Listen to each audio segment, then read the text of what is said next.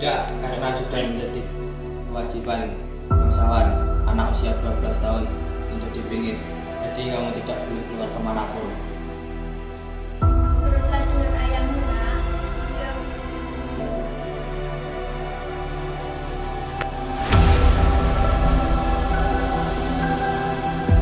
Ini kamu akan ayah berbudi di rumah dan akan menjadi rumah tangga dan belajar aturan bangsawan. Terserah ayah saja. Selama dikurung, Kartini yang dipingit mengesampingkan kekecewaannya, tidak lanjut sekolah dengan membaca dan mencatat. Ia juga berkirim surat kepada sahabat penanya.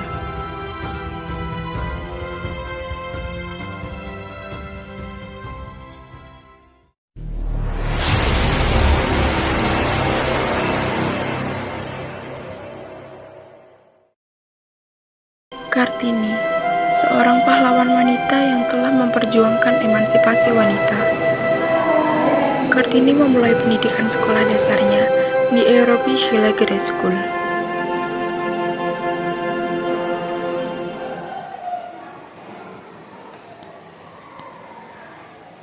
Selamat pagi. Materi hari ini emansipasi.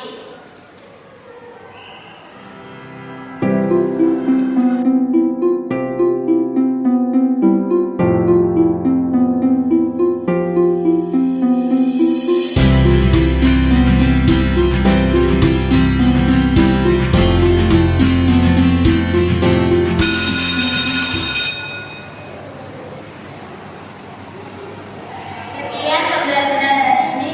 Silakan istirahat.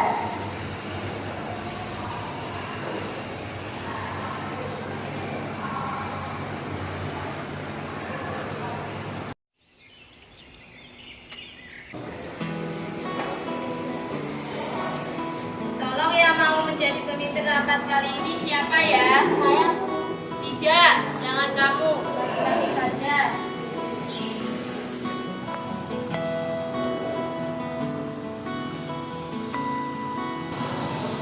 Setelah melihat kejadian tadi, aku ingin belajar menjadi wanita supaya wanita tidak dinilai manusia lain. Kita harus tunjukkan kepada semua orang bahwa sikap diskriminatif seperti tadi itu tidak baik, karena semua orang itu mempunyai kelebihan masing-masing tanpa harus membicarakan diri. Ya, aku juga tidak setuju akan hal itu.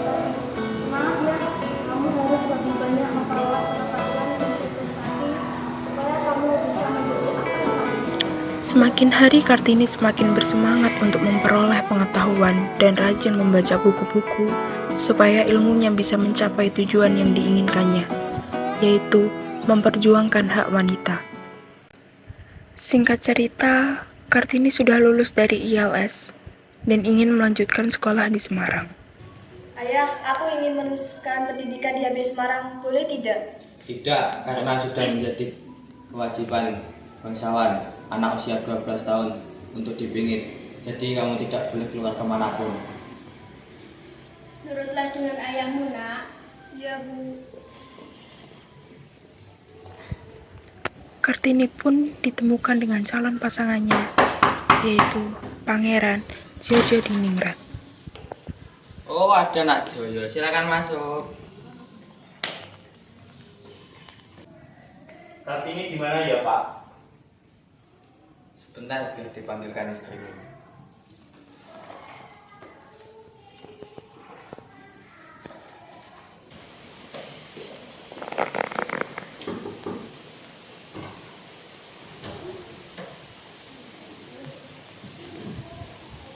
Nak, ayo keluar, ada tamu yang menunggu. Baik, Bu.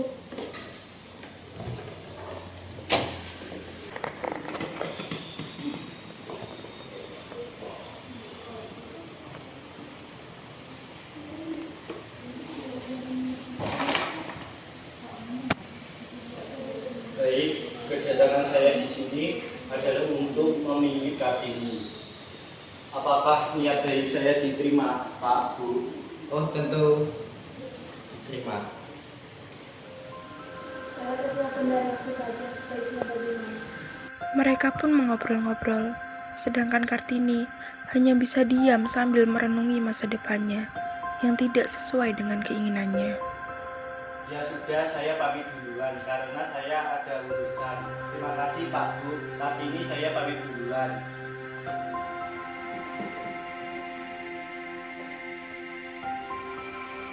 Hati-hati di jalan, nak. Nanti ini kamu akan ayah guru di rumah dan akan menjadi ibu rumah tangga dan belajar aturan ilmu bangsawan. Terserah aja saja.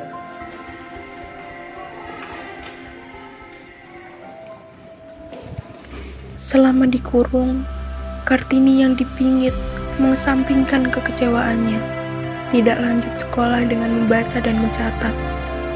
Ia juga berkirim surat kepada sahabat penanya.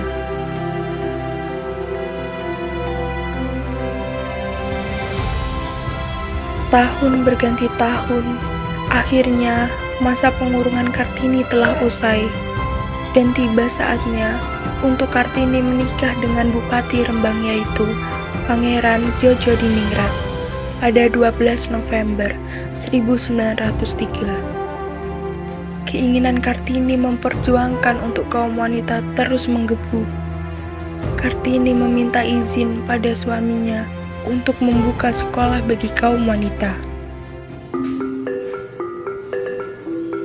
Mas,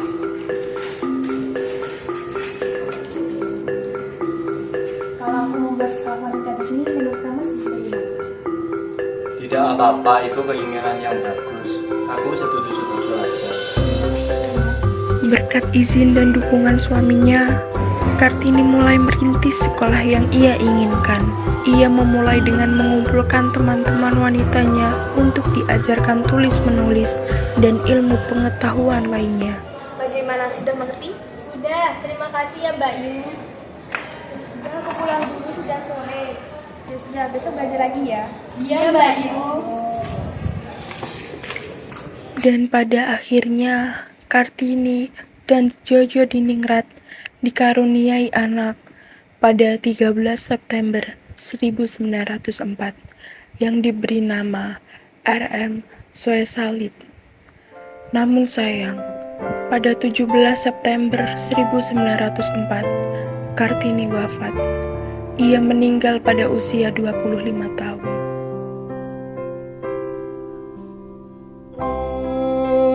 Tak cukup sampai di situ perjuangan Kartini. Surat-surat yang dikirimkan Kartini kepada para sahabatnya pun mulai menggugah semangat para sahabatnya untuk mewujudkan mimpi Kartini, karena Kartini sudah tiada.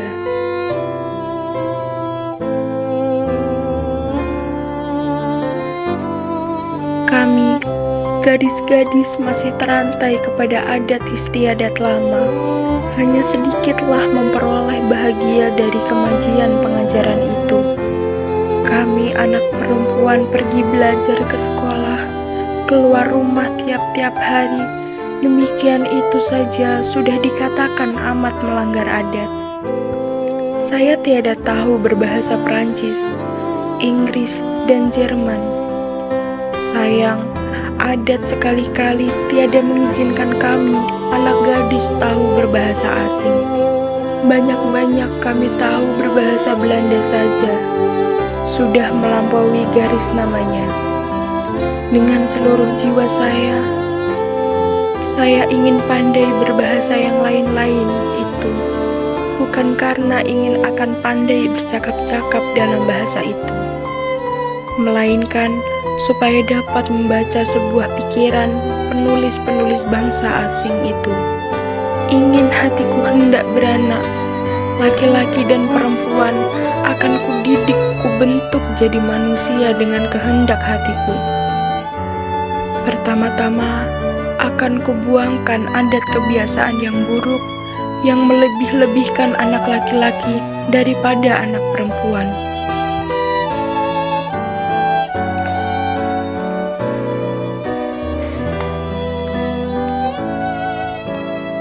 Ketika saya berusia 12 tahun, saya dikurung di dalam rumah.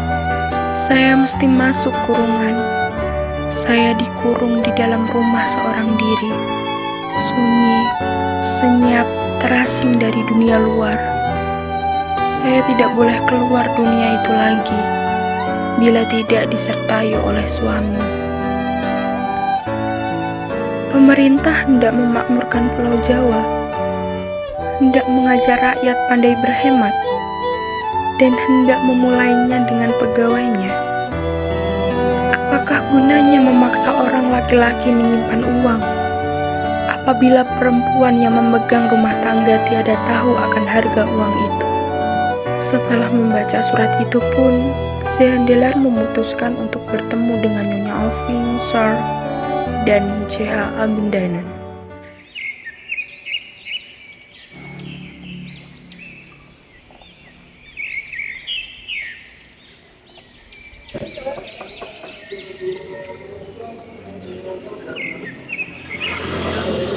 Kalian sudah datang, silakan masuk.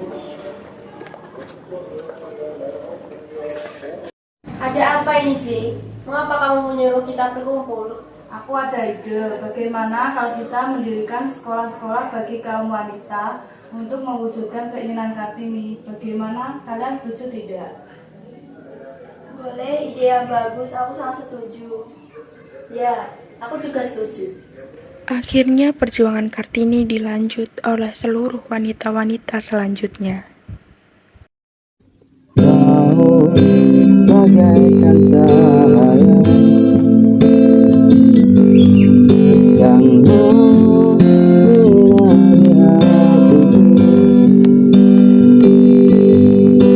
Engkaulah sang pahlawan wanita, kan ku ingat semua jasamu.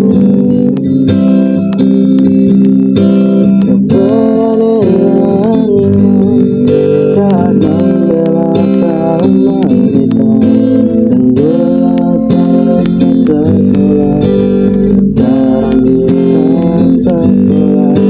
Engkaulah emansipasi wanita.